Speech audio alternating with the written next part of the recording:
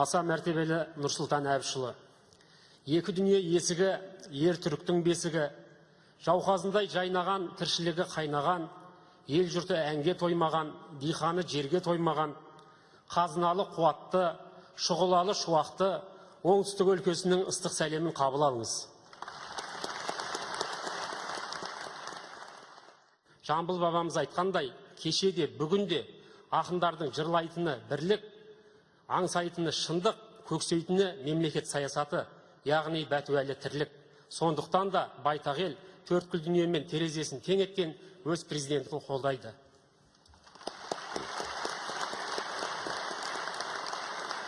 Құрметті елбасы, ақынға қара сөзден өлең оңай демекші, сөзімнің соңын екі ауыз өлеңмен түйіндесем деймін.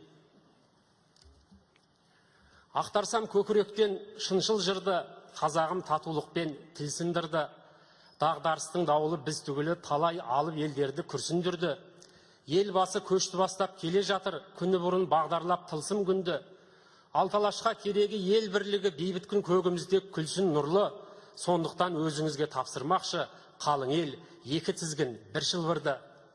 Мына жол бабалардан жалғасқан із, жатпайды қын түбінде алмас нағыз. Қашанда жаныңызға тірек болған, қолдаңыз, ұлтыңызды қорғаштаңыз.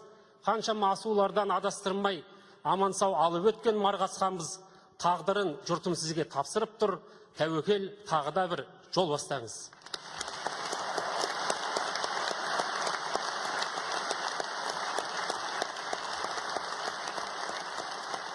Бегарыс айтыстың ақыны ғой, енді айтысатын ешкім жоқ сенің әлі жұрт.